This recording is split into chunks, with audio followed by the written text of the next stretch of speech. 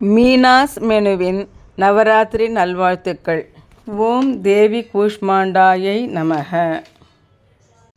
அன்னை பராசக்தி முதலில் சைலபுத்திரியாக பிறந்து பிரம்மச்சாரிணியாக தவம் செய்து சிவபெருமானை மணந்து கொள்கிறாள். அடுத்து சந்திரகாண்டாவாக பலவித ஆயுதங்களை தன் கரங்களில் ஏந்தி தடைகளை தகர்த்து சத்துருக்களை ஜெயிக்கிறாள். ஆதியில் பிரபஞ்சம் முழுவதும் ஒரே இருளாக இருந்தது.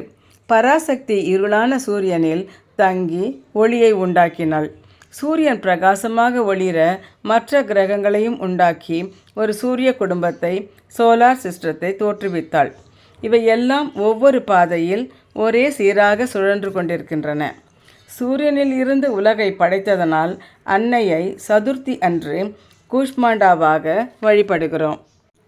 பிறகு தேவி தன்னில் இருந்து மகாகாளி, மகாலட்சுமி, மகா சரஸ்வதி என முப்பெரும் தேவிகளையும், பின்னர் சிவா, விஷ்ணு, பிரம்மா என மும்மூர்த்திகளையும் தோற்றுவித்தாள்.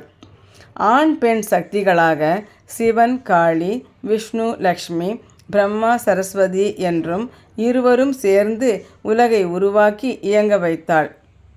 அன்னை துர்காதேவியின் படைத்தல் அம்சமே கூஷ்மாண்டா.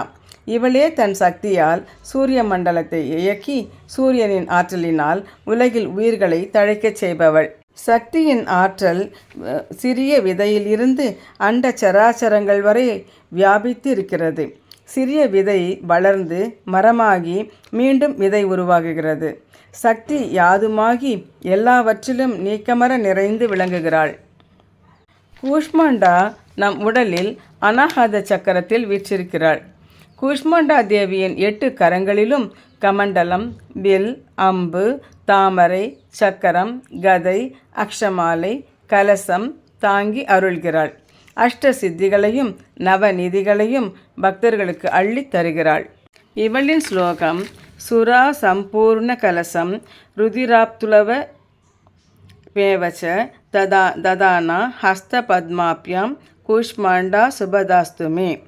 தன் தாமரை போன்ற கரங்களில் 2 கலசம் ஏந்தியவளும் தன் சிரிப்பால் உலகை திருஷ்டித்து அதை பரிபாலனம் செய்பவளாகிய தேவி கூஷ்மாண்டா என் மீது கருணை பொழிவாளாக என்பது இதன் பொருள்.